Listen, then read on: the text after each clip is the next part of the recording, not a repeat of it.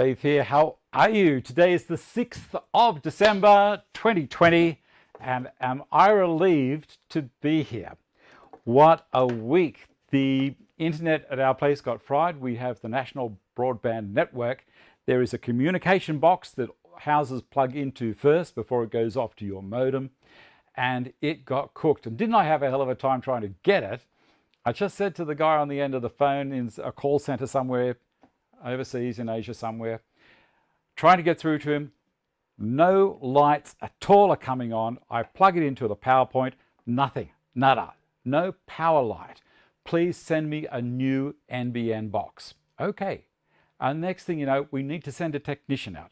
No, not really, just send me the box. So what I did was I was going to have the show basically a 10-minute chat somewhere where I could get internet access from this little guy. And talking about that, I better click that and it's live. All right, and just to have a chat, no real show content. It's been over 6 years, I think. I've lost a light, have I? Oh well, not to worry. I'm in the dark. It's just one of those crazy, everything's against me week.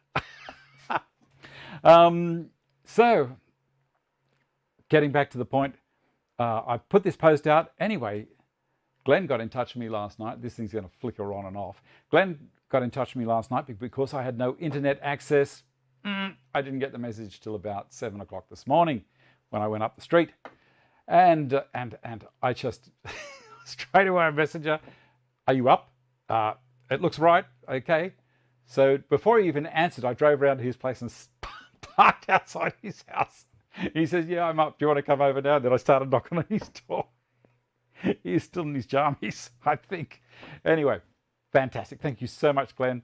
The show will go on. So I'm going to hold on to that.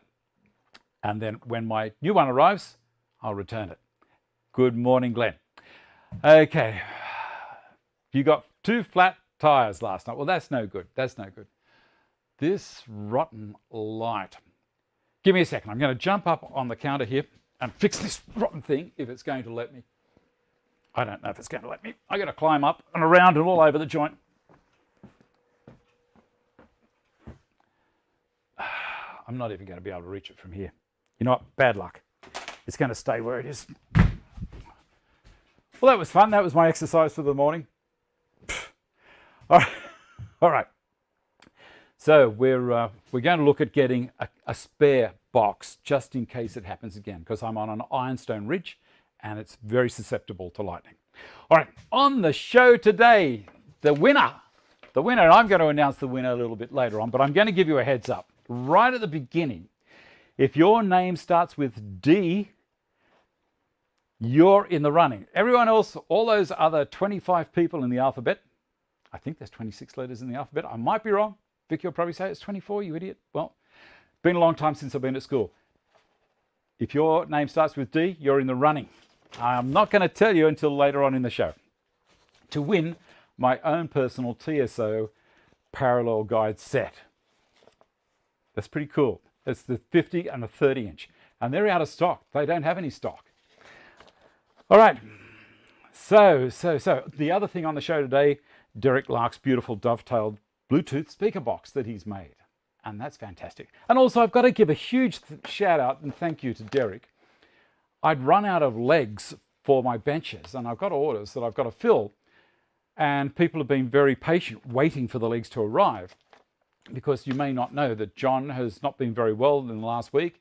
He was in hospital again for a few days. You know, this guy just can't win a trick.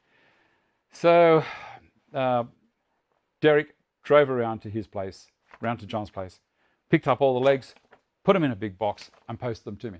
It's back. For how long? We don't know. All right. Gymnastics, yep. Yeah, I won it. I get to win my own prize. All right. Let me see. What else have we got here? Oh, continuing on with Viki's quilting table. This is the drawer box. Now, remember last week I did the dados, got it ready, for assembling and started assembling. Hey, look at what I can do, guys. And I had cut the internal panel, which is the back of this side, 16 millimeters too long. And someone did make the comment, better long than short. Definitely, definitely. So that leads me to the next thing we're going to do. We're going to have a look at an easy way of checking before we go too far and making the drawers, to just check the sizes. And I'm going to give you a tip. Here you go. I'm going to switch cameras over to camera 3 and spin it around this way. Now watch. I'm pretty happy moving the camera around because I have, am I asking for trouble here? I've duct taped it together. Now Derek had made me a coupler, he 3D printed one, but it's just a little bit tight. So we'll see how that goes. Tip this up a little and come back to about there. All right, now you can see this is basically the box. I've already put the soft close slides in. If I come down here, it might be a bit easier. There we go. That's a bit better. And tip it down. Down to there. Now I've already put the soft close drawer slides or guides, whatever you want to call them, in. And these are just magic. Go on, off you go. And Viki's going to get 7 drawers. She was only going to get 6 in the original plan, but I thought, you know what I might do is I might just space them all out evenly. And I did put a post on Instagram or Facebook or something showing how I used a spacer between, I worked out the distances, and I think one drawer is maybe 3 millimeters deeper, the space for the drawer. But that doesn't make any difference because our drawer fronts are the things that are going to hide all the drawers. So these drawers are basically trays. They're not a real deep drawer. They're around about 2.5 inches deep on the internal of the drawer. And I find that works well. It really does work well. So next thing I've done is I've put these in, and I always use Euro screws in these fittings. I know a lot of people that make kitchens don't use Euro screws in this particular part.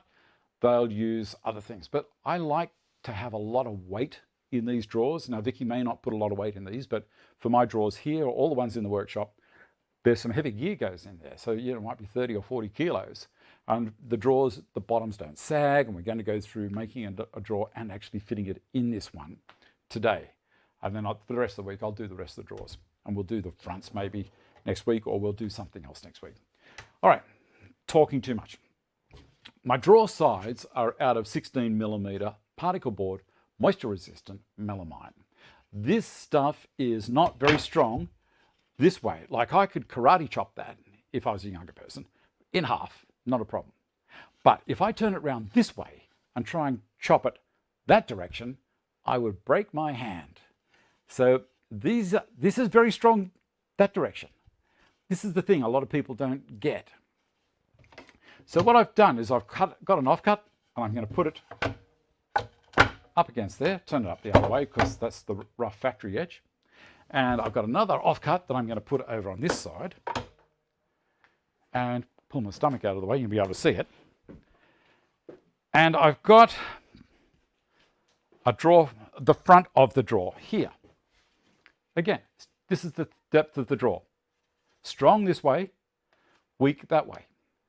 But because we're joining it all up, right angles all over the place, it's going to be strong everywhere. Now, you can see that's just a little bit tight.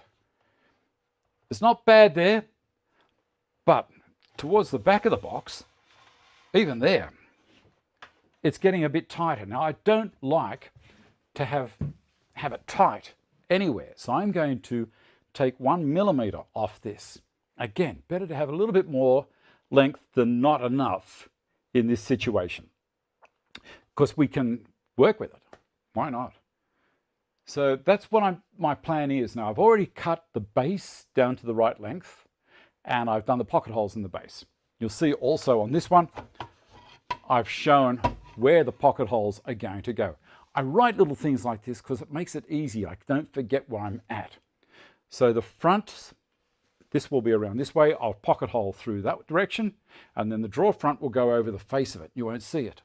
The back of the drawer will be the same. It'll be on the outside, and the back of the drawer with the pocket holes will be buried in the cabinet. We won't see it. This is so easy. Now I've got to do a little bit of iron on. I've done most of them. I've got 2 more pieces to iron on. We'll do that now. I'll spin around to the other camera because I want to show you a little trick here.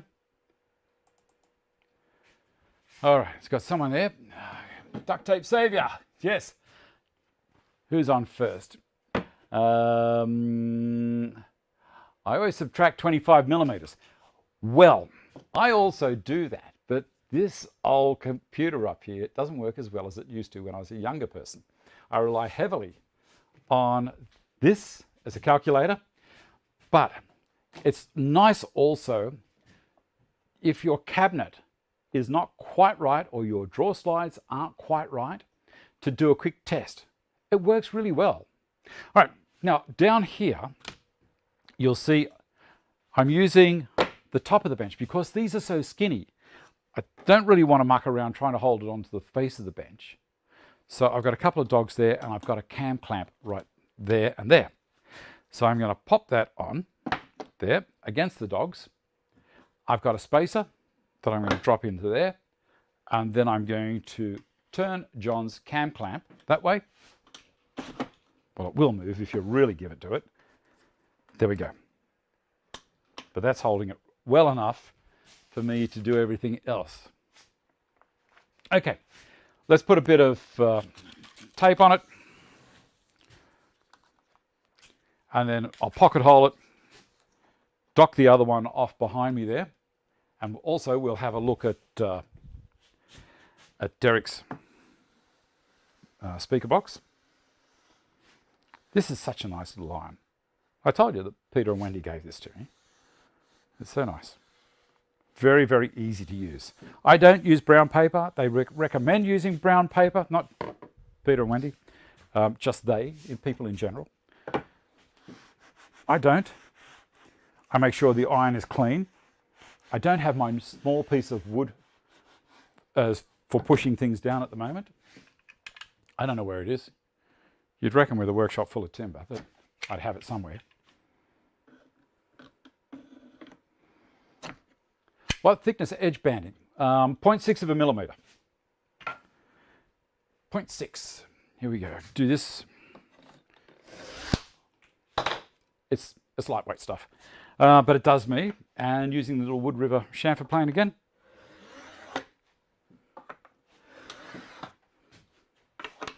Which takes the arras off. And then a little bit of 400 grit paper. How nice is that? I know I've done this before, but I never get tired of it. Some people think it's boring. I love it. Pardon me. That woke you up, didn't it? Do you buy your drawer slides in bulk? Yes. I did put a link for my patrons as to where I get my drawer slides, and they work out cheaper than anywhere else. I forget the name of the mob, but it's in Patreon. If you want to become a member, you'll be able to go down and have a look, see where it is.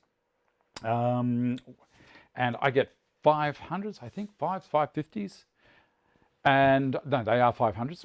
I buy them in a box of 10 at a time, and I might buy a couple of boxes. And I think they work out to being around $10 a pair, which pretty good. Bless you, thank you.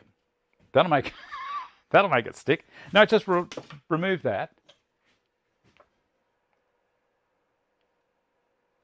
You know, it's as good as you're going to get anywhere else. So that's that one and that one. I've got that one. I've got one more side to do, and I think it's this one, the one that we were using in the box. Won't take long. Flip that over the other way, I think. There was a little bit of a splinter there that was holding it up. That's why it slipped. Well, that's my story.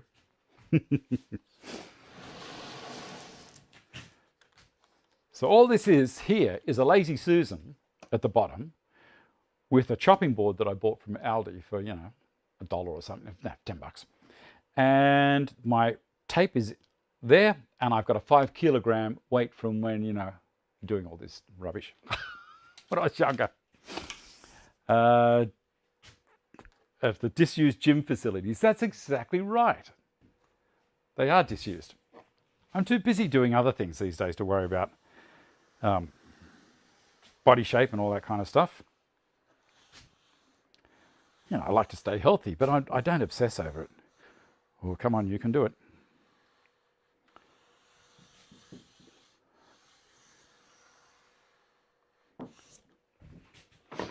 And then give it a rub with this.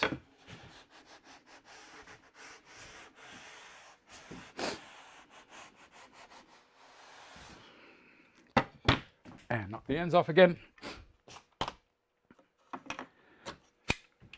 Now cutting it to length,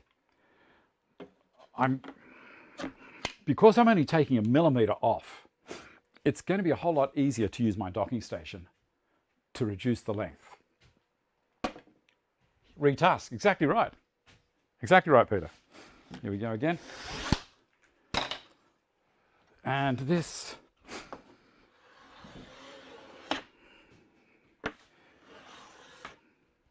See those little shavings?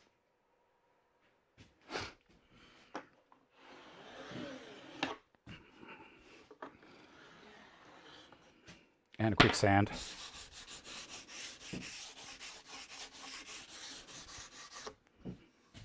It makes such a difference.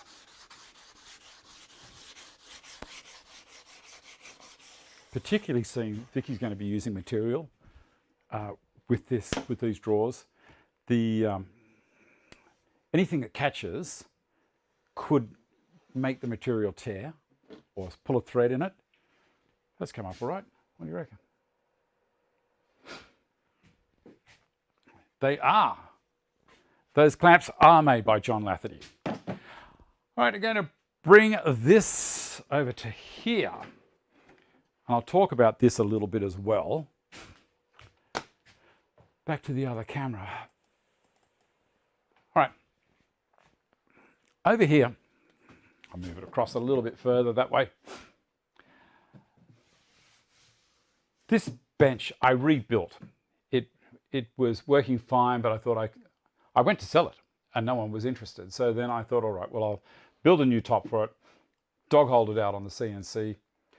And I've set this tape at the back here. This is a Craig right to left tape, and it's set in resin. So it's 3 millimeter dado that I created. I put the tape in, maybe 2.5 millimeters, but I put the tape in, it's got a self-adhesive back. I set it up painstakingly towards the end where I have a slot there for the track saw blade to travel through. Coated it with resin and then sanded it back and then painted the whole thing with whittle wax. And it's come up an absolute treat.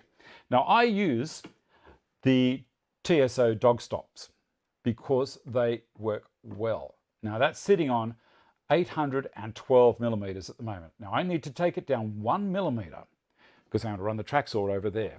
To do that, I just release these and I slide it along. So it's going to go 1 millimeter more. And the thing with that is look down, don't look from the side. If you look from the side, there is about 1.5 mm to 2 millimeter of resin there, and I could get parallax error. I think you can see that. Nope, I've got the camera pointing the wrong way. There we go. Is that easier to see? How about I bring it right over and you can see it that way. All right. All right. So I'm now at 811 instead of 812. So I'm going to lose 1 millimeter off this panel. These are tight dogs. That's why I put the handle on top to be able to pull it out, put it back in properly.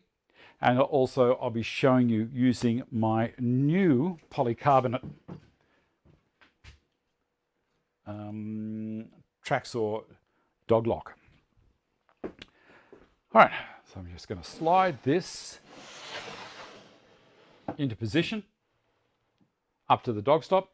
Now these have got a little bit of sandpaper on the top of the actual dog, which stops any movement. So it's a really good friction fit as I tighten that lock knob down tight.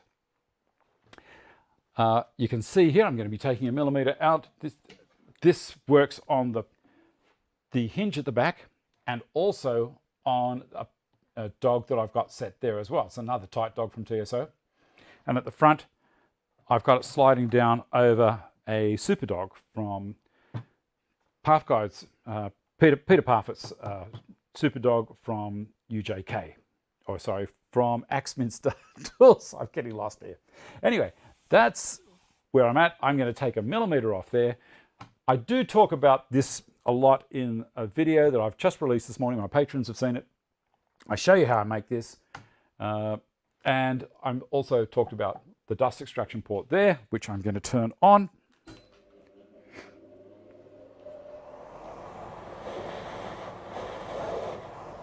Using a track saw, a lot of dust is going to fly out that way when you're shaving it off the edge. But if I was totally in the cut, there's always dust that's going to fly out from underneath and right at the end, and it gets caught there. It used to just go straight out over the back.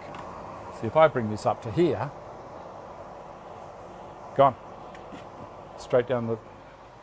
This is locking, that's beautiful. Let's just tighten it up, make sure it is. Yep. And the track saw.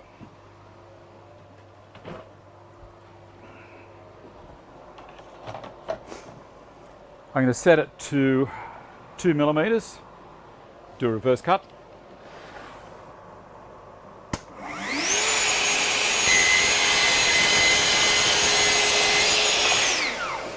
And now 20 millimeters and do my forward cut.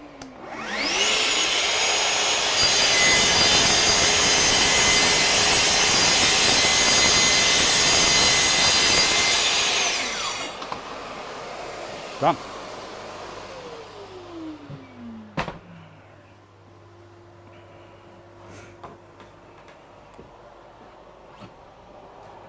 So that's that. And now I need to check these. And look at that. They're a millimeter too long, so we're going to cut these as well. How nice is that? Don't you love it?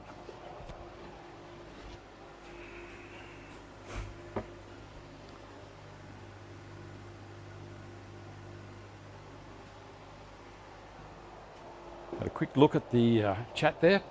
So I'm going to slot that one in. I'm going to do these one at a time. I'm not going to do two at a time. Now the thing with my system of making drawers is the front and the back are exactly the same width as the base. If you get them all done at the same length, it really doesn't matter if you're, pardon me, if you're a millimeter shy. You could go to 27 millimeters gap between those drawer slides and it'll still work. There's enough play in there, but obviously the more accurate, the nicer it is. I'm going to put another one here just to support the end. That's all looking good. You might want to turn the sound down a little bit when I use the track saw.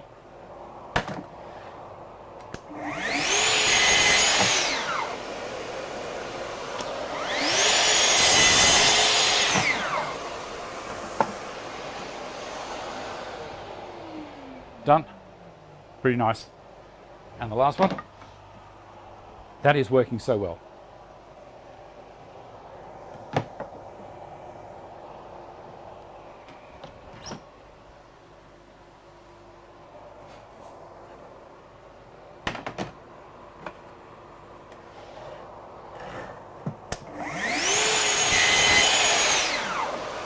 The other good thing about this is I can push the saw all the way up to it and I know I'm in the right spot for cutting.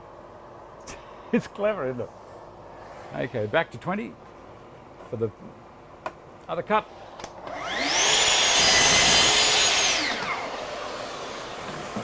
That's all the cutting done.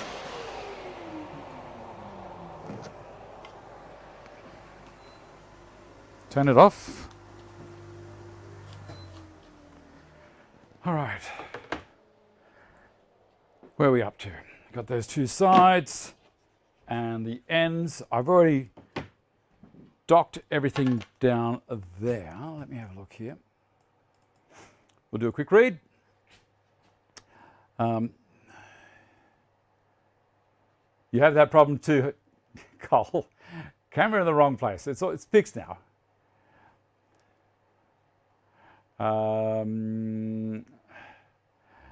I spy FF sticker. Oh yeah, yes, fix it fingers. True Kiwi, eagle eyes fingers. What is the blue stuff under the cut line? Resin. It was a pour. I was going to put a track in there, a T-track, and I thought, you know, bad move with metal blade over aluminium. So it's a resin pour, and it's for Viki to use as a guide for her scissors. This whole thing is designed around cutting material as well. So if I'm not using it as a docking station, it's got 3/4 inch roundovers all the way around, very smooth. She can pull the timber out over the whole lot. Oh, sorry, not the timber, her material out over the whole lot, up to the length that she wants, because that tape goes out to 1.2 meters. And she go multiples of 1 meter until she's right, and then just scissors, drop them in that slot, straight across, cut. It works brilliantly. Hi, John. You've got a note from your doctor, have you? All right. Let me see. Where am I up to? Time is 25 past. Yeah, it's just the scissors glide in it, you know, and it's not going to damage the saw blade or anything like that. It was very involved doing it, and I will do a video on it, but I'm waiting for John to have his surgery, to have the last kidney removed. And then, yeah, of course you would have. And then once he's had he's sorted, then he's going to be able to start drawing plans again. And he does beautiful plans, and he'll draw the plans for this thing for me. And then I'll put them on TSO Products website, I'll put them on Etsy, I'll put them on Stanton bench as well. And, you know, it's well worth it. You can understand why I'm not releasing the video yet. I've done a heap on it, but I haven't released it. I want John to be well, and I want him to be in the situation to make a couple of bucks as well when he's all sorted. There you go. You love the cart. It's a beauty, Sean. And look, these things are just magic. Dare I say, they're better than Festools. The reason being, you try and do this with a Festool Sys 1. You're going to take your finger off. Ha! I think of all of these things. I'm not blowing my trumpet, it's just a fact. It's a fact. All right, let's have a look at Derek's project.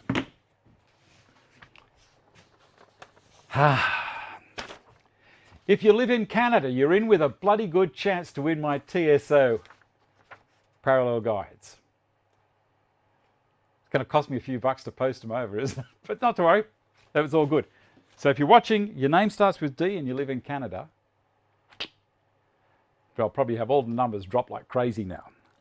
But not to worry. Oh, I've got another giveaway that'll be starting. I haven't got it sorted yet. I was going to do it today, but because I only got the internet running an hour before the show, I really did just ran out of time. Okay, Derek. As promised, Dave, here are some pics of the Bluetooth speaker build. This project was raised as a possibility on the Facebook group a fair while back. I sourced an amplifier with Bluetooth receiver from China for around $25. The speakers themselves came out of a digital radio which failed during the bushfires last summer, probably due to the many brownouts we had at Bateman's Bay. My good friend Warwick Finch has given me a long-term loan on a Gifkin jig. I'm guessing a long-term loan is, it's yours now, Derek. Is that right? Is that right? We'll go back to this. Pardon me. So this nice piece of silky yoke was dimensioned and dovetailed to give the enclosure. Finish is oil, then waxed. What do you think about that, Cole? Has he done an all right job? Are you still here, Cole, or have you nicked off? No, I didn't win a Tippo. Okay, so the front panel was cut out on the CNC. Let me see if I've got the picture here. Picture one. That's the picture, that's it. And it's laminated 3mm MDF on 9mm plywood. The black grill cloth is held on with super glue. 3 small holes were made with a soldering iron in the front of the grill cloth. That is a bloody good idea. When I read that, I thought, you know what? This is, that is a smart idea. I would have just gone in there and done a couple of cuts with a standing knife, quartered it and let it push and tear, but the soldering iron is self-healing at the same time to allow the volume, bass and treble controls to fit through. The back panel, some acoustic padding is also added to the box. Let me get up to this one.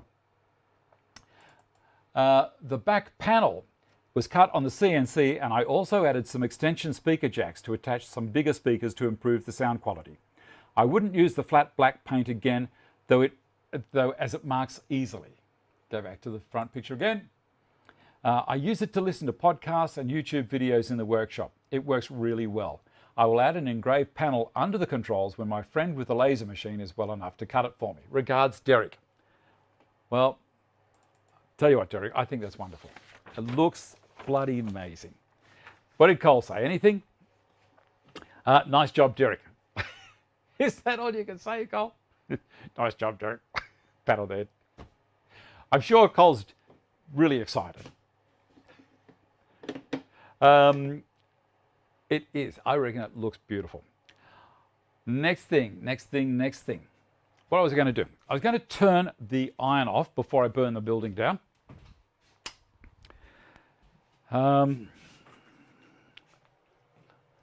There we go. Look, everyone else is jumping in and saying what a great job it is. Cole will have you up there teaching people how to use his jig. I reckon it's that good. All right, what have I got to do next? I'm going to pocket hole these two guys, and how about I put the camera down there as well? What I'll do is switch the camera over and we'll take a wander down. Camera 3, and as I say, I can walk around now with this and nothing is an issue. Well, when I say nothing is an issue, I shouldn't lose vision. How's that looking? All right? Shouldn't lose the camera. Well done. Ha! All right, okay, everybody settle down now. That's enough of saying how good it is. Any koalas in your Christmas tree? I don't have koalas, but I'll tell you what, Dave, I'm really happy that you said koalas, not koala bears. That's something that people all around the world, they are not a bear, they are a koala. They're a marsupial, and that's all there is to it. Get rid of all that. Now, I need to put one near the top and one near the bottom. Here we go. It's quick, isn't it?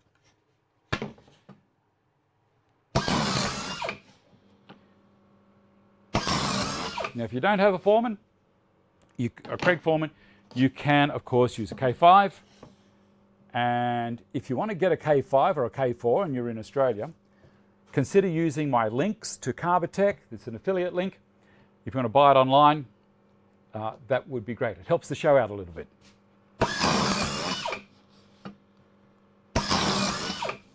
And thank you to everyone who has been using the links.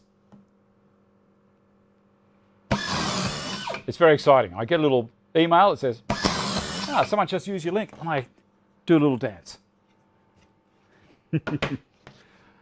All right, leave that one go. I'm going to come down the other end with that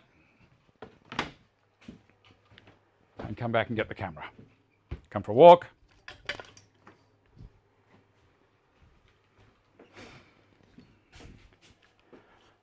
All right, back to there and back to the main camera.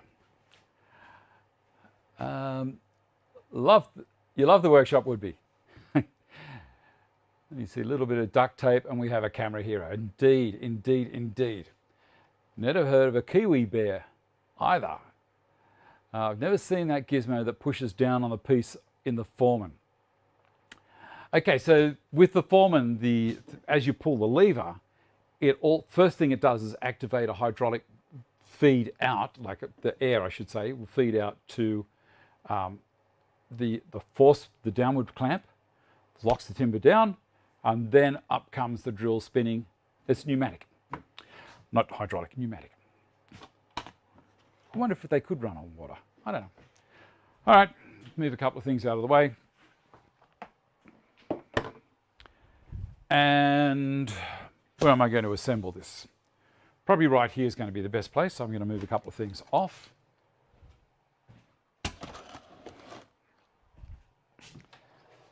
We've got a heap of time left, 25 minutes to go.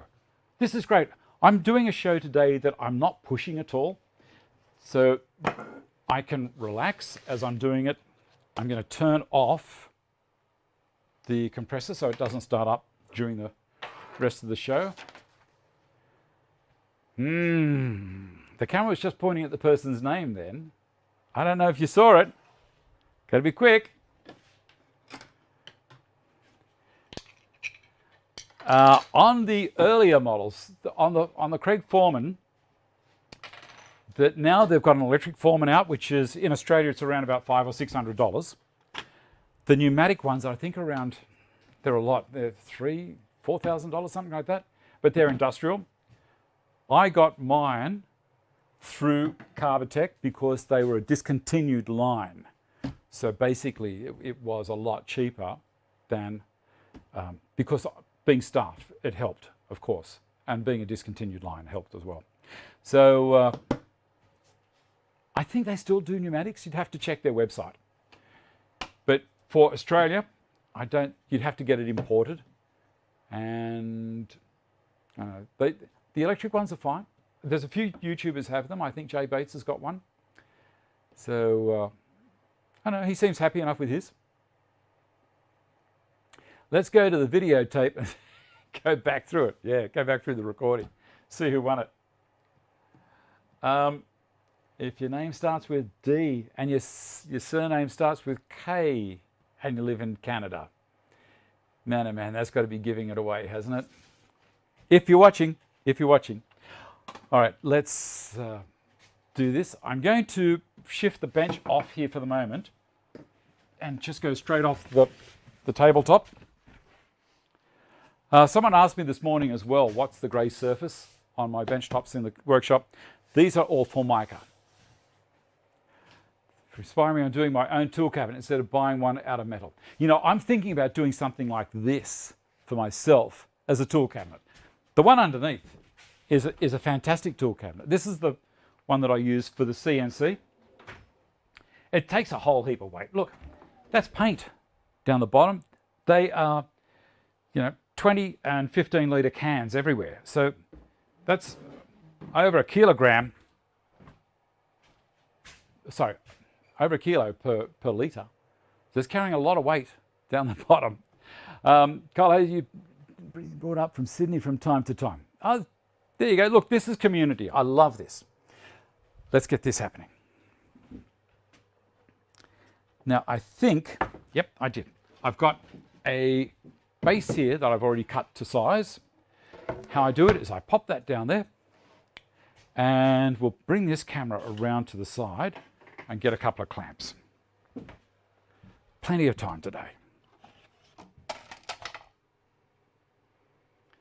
Yeah, a couple of 800s, I think. And another one. So I've got a couple of 800s and a couple of 600 clamps to do this. And I had a look. Oh God, no, I can't even remember the guy's name. I'm going to have to remember it. King's Woodwork, King's Fine Woodworking. Now, I saw he did a video with his wife on how to maintain these clamps, because these things are notorious for not being able to do that easily. They normally catch. I did it slightly differently. I used camellia oil straight on the thread, and I shot a bit down inside the throat. I took the jaw guards off so no oil got on those. Easy, love it. All right, let's put it together. And again, I'm hoping you all remember how I do this, because I have to try and remember myself. Now, do you do something and you think, yeah, that's how you do it, and then you turn around 5 seconds later and you think, how the hell did I do that again? So I'm putting that there, that there, that there, and I did say I was going to switch the cameras. Are you sure it was Canada and not Townsville? David Kelly, unlucky, buddy. It's Canada, not Townsville. But good try, good try. Okay. That's those two. And my sides. Remember, the sides are what you're going to see as you open the drawer up. There. And there.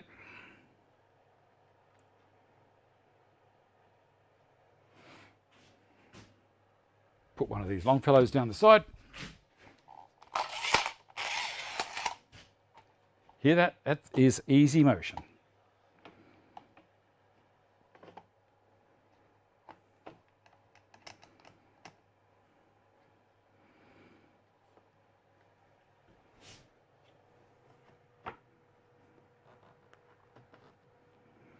Just going to pull that up a little tighter there.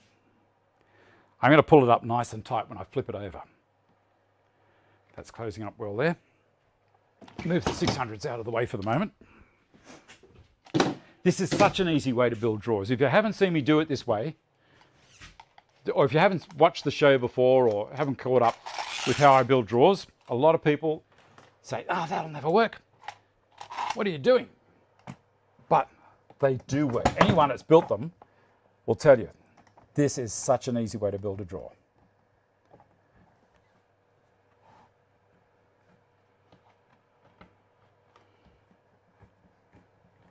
Okay, there's the drawer. That's the tray. That wasn't too hard, was it? Now the next thing to do is to flip it upside down. Like so.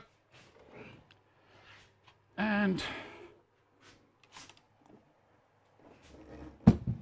like so. Now at this stage what we do is we push down all the way around the top. And what that does is makes the bottom down here all the same height, all the way around. So when you look at the top of the drawer, it looks nice. Now we're going to put clamps across here and pull that in.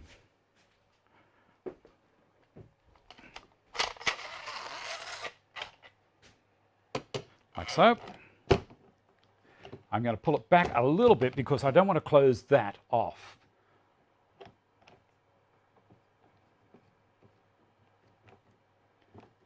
Done. That one's just a shy little bit too short. That's okay. I don't know why that is. They're all cut at the same time. Flip that over there.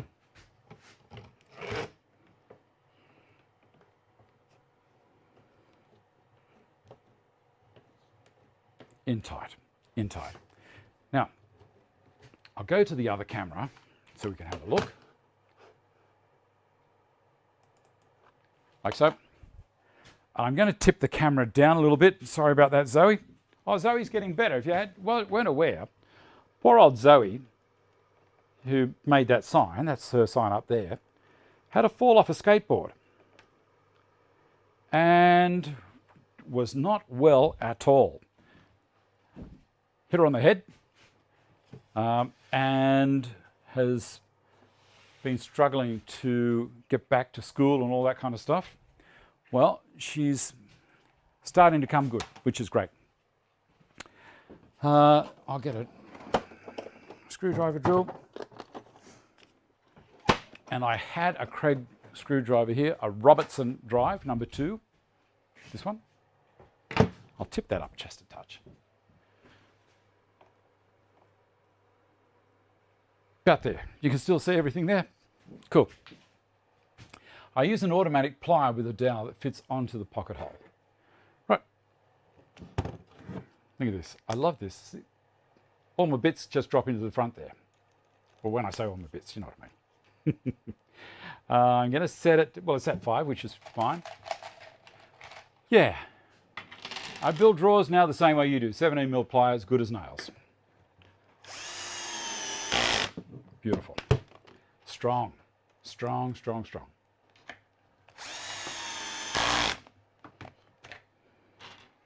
Yeah, so that's great news, as you were saying, Peter, that she's come up good. We're going to actually put the slide on as well for this. The side parts, and we'll fit this drawer, and you can see how it's finished off. Now I can put the screws in here, here, here, here, there, there and there and there. And then I'm going to move the clamps along a little bit and move it up to the center. The reason being, here I may not have enough pressure and it might force this down. I don't want it to slide.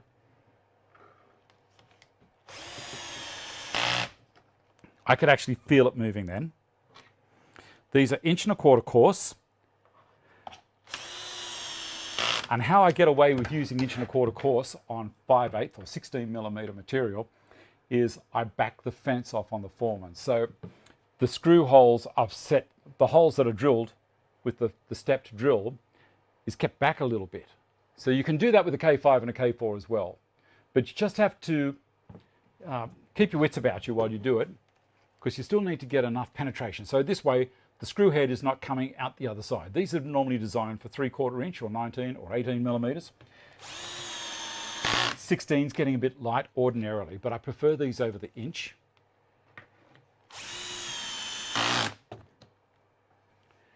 Okay, so what did I say? I'm going to move these along to there.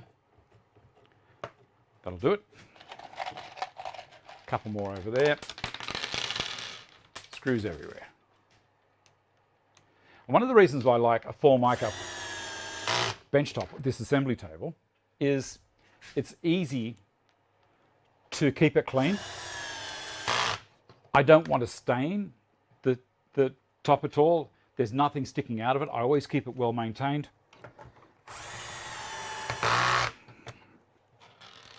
It has its disadvantages. I can't bash around on the top. I'm using a CXS. This is a little, that noise you hear at the end is the clutch engaging. I've got the clutch set to 5. There's a whole heap of settings around here, which is a mechanical clutch. My other drill, that one over there, the Pro Tool, which is basically the industrial version of Festool before, you know, it was just another brand name, but it's a Festool drill. It's exactly the same as the PDC4. It is a PDC4, that's all there is to it. See, it even says it on it, PDC4. This is the compact version. It doesn't have a Centratec chuck capacity. It's just got a straight, it was cheaper, so that's why I bought it. But there's an electronic clutch. So it goes beep, beep when it hits the tension, which works well. All right, I've got those on. I can take the cross clamps off now. Not cross as in they're angry, cross as though going across the job, you know what I mean. Coming up tomorrow, need anything taken, I can meet you after work. I'm actually at work tomorrow, Derek, but thanks anyway. Use a drill much easier to control torque. I don't like impact drivers. Any impact driver that I've used, I've got a 12-volt Hitachi impact driver, and the problem I've found, it stripped the thread on the timber. So bang, bang, bang, bang, bang, bang, bang, bang, bang. It just shook the stuffing out of the thread and stripped it. I'm not a fan. I was thinking about getting the Festool one, but I thought again. There's nothing to say. If you're a fan of impact drivers, the Festool one's probably your best bet. The guy asked me how to go about cutting doors with without a plunge sword. High tooth per inch. Yeah, just as long as you're using a high TPI, you must go much slower, otherwise you're going to burn, and it's no good. A 3mm cut first. Well, it depends on how nice a cut you want to, on the whole job. So, yeah, your call. I'm going to tip that back up again. There you go, Zoe. Your sign's back up. And let me see. I'm going to put the screws in here now, but I've got to put a clamp across there because I don't want that flexing. I'll throw the 800 on. Oh, perfect fit. Okay, tighten him up. Now don't tighten it up too much. The reason being, if you tighten up too much, what's going to happen is you'll compress the particle board and you'll separate the tape that we've ironed on. It'll separate off the end and it'll kind of start to buckle up, and that's not a good thing to happen at all.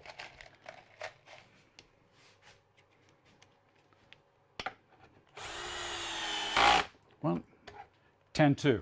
We're doing all right.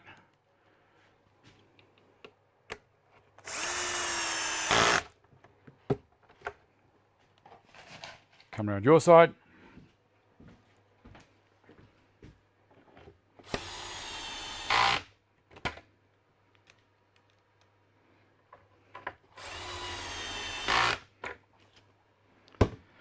And release. And over again.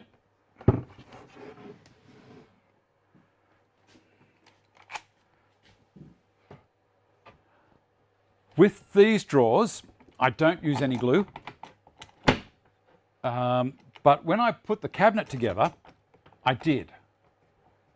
It's a different story there. See just there? This is where it can go if you're not careful. 99 people watching, amazing.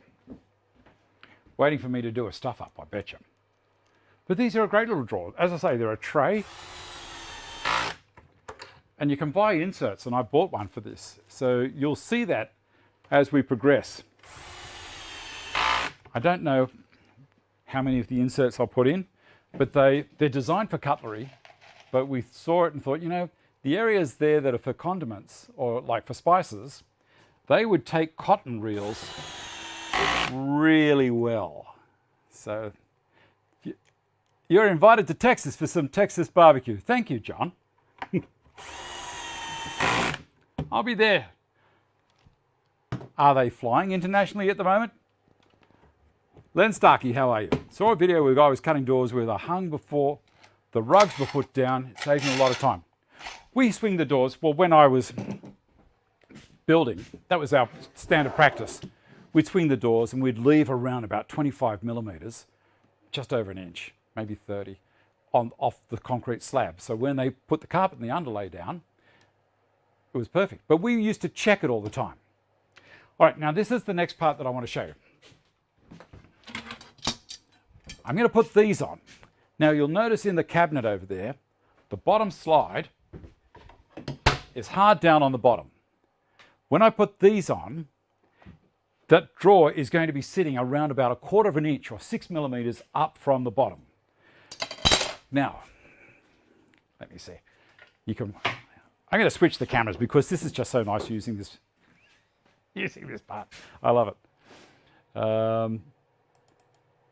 There we go. You can see there's the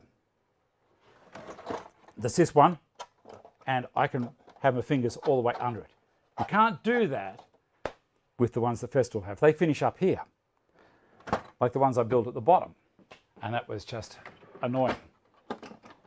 So we get this guy out and back over here. All right.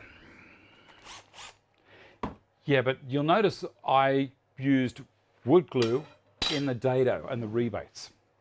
I had someone send me a detailed email about rebate and why it was wrong instead of having rabbit.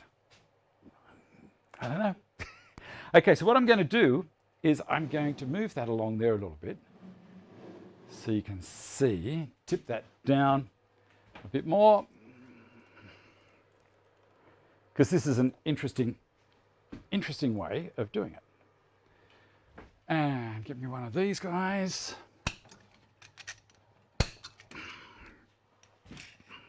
All right, we're going to have the back, which is this part here.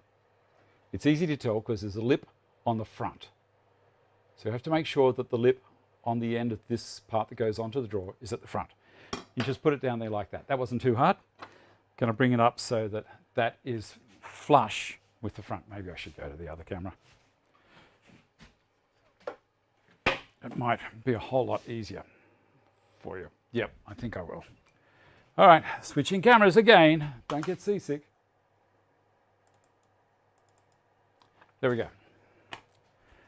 So see that? This is just going to sit straight on my bench, bring it back till it's flush at the front. I could, if I want to, put something across there to act as a guide, bring it up to it.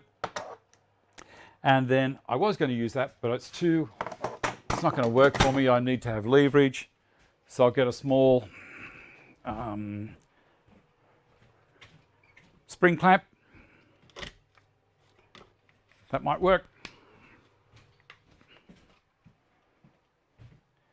Just use the spring clamps and making sure that I'm not covering the hole.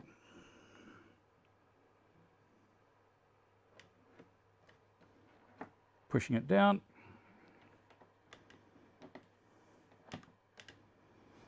That's not going to work very well either.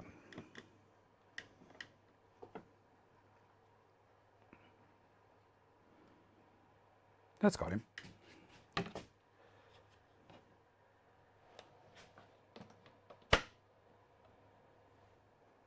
All right, that's going to hold it in position.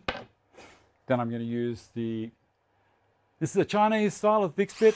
It works, it does the job for me. I'm going to bring it up to the edge and put it in there.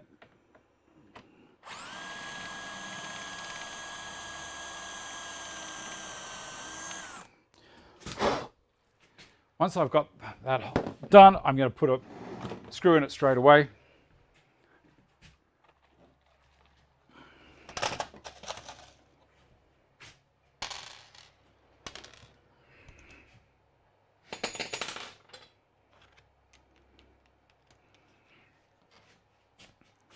And that'll hold it steady, so it's not going to go anywhere when I can hold onto it properly. Gotcha. Now, I can drill the rest. Bring this back to there, and it's a whole lot easier, I find, rather than working off to the side, to work from the front. There, that makes me feel a whole lot more comfortable. Okay, holding everything down.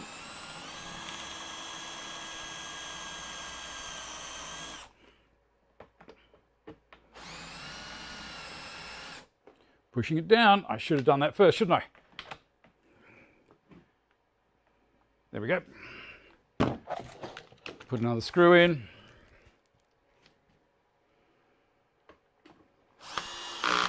Gotcha. Now it won't move.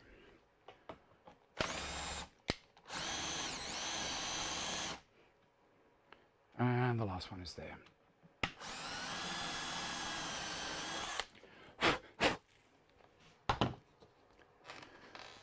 To the other side.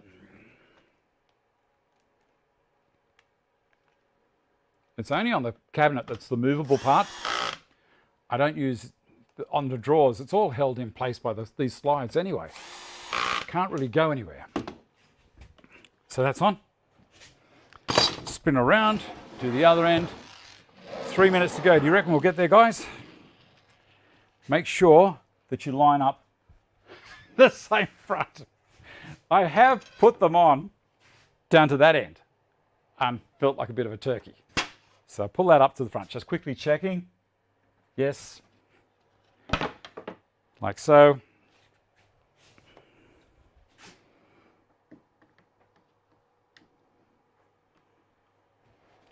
Drill the hole.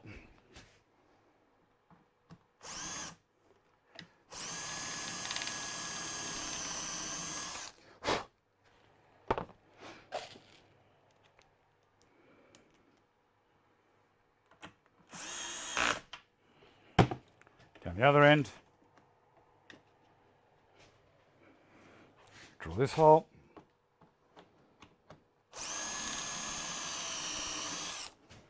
And something else is I normally stand it up on its end on the floor.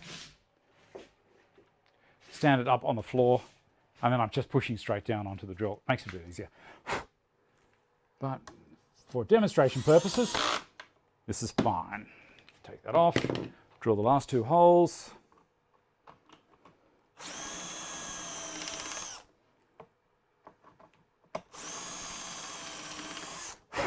Now people will also be concerned that I'm not using these slotted sections here. These are for if you need to adjust up and down before you lock it off in the cabinet. Mine are fine, it's not a problem. All right, okay, I see people are saying they won't be able to. Dave and Patreon gang, sorry, out to miss the show. My daughter is visiting, I have to go and pick up pizza. That's okay. Derek, you can't make it either. So it might just be me and Mike Deem.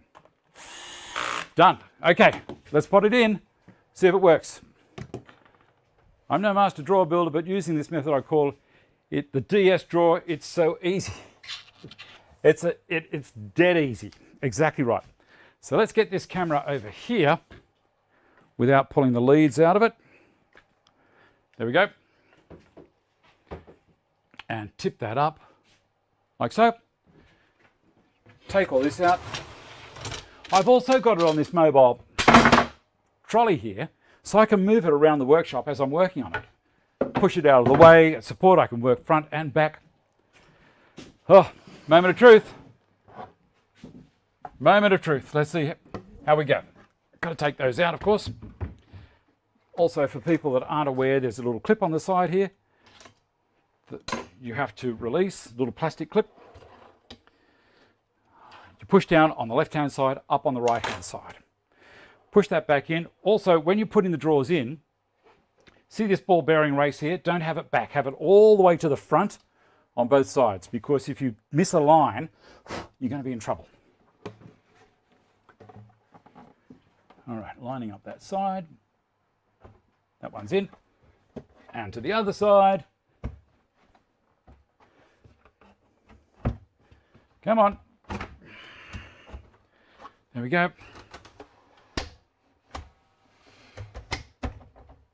Come on. That's on. And this one.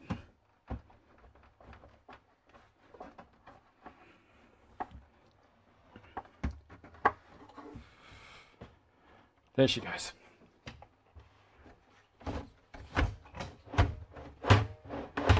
Once it's in, and all the way in, it'll work really well. There we go. So I think I've got some dust in there. That's all right. Oh, that's nice. Yeah, it's just a little bit of dust right at the end. I'll clean that out. But how do you like that? That works all right. Full extension. Take a heap of weight. Solid base. Beautiful. All right, back over to the main camera. All right, flip it up a little bit.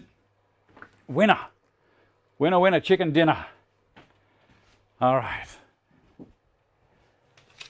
Ah, I've lost the piece of paper it tells me. That's okay. Look, I'll start it up. If it works, if anyone comes, that's fine. If they don't come, I'll just turn it off. That's fine. Doesn't worry me. You know, I'll go and have lunch with Viki. All right. So next week we'll continue on the quilting bench, edge stripping the melamine with rock maple using the domino. So that's going to be for the back of this unit. We're putting a hopper in it, so it will tilt out and back in.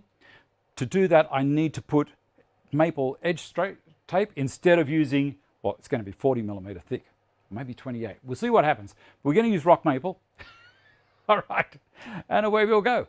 Okay, so the winner of the parallel guides is Darcy Kennedy. So Darcy, congratulations. I hope you look after them.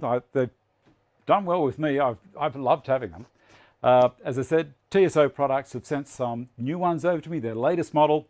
So I thought I would share the love. You know, pay it forward. And I hope you get some really, really nice cuts done with it. They work brilliantly. As I said, next week, and patrons bringing you the show today. Thank you so much to all my patrons. You know, that you inspire me to get up and do this stuff. Johannes Moa, John Parra, Vincent Yang, John Lafferty, Peter Woolworth, Brian Del Vecchio, Justin Bailey, Brett Guthrie, Mike Deem, Wayne Cargill, Matthew Raphael, John Lynch, and a whole heap of other patrons in the smaller tiers. Thank you. So all of you really do help me keep going. It's a form of income for me that helps me to eat. All that kind of stuff. Okay, congrats Darcy, congrats to the win. John, Dave, maybe after you finish your project for your bride, think about building yourself a jib arm for your camera. As you know, it will allow you to do. John, I think I might do that. I think I've already got another project lined up, but the jib arm is a good idea, and I will give that consideration. I'll have to research it a little bit.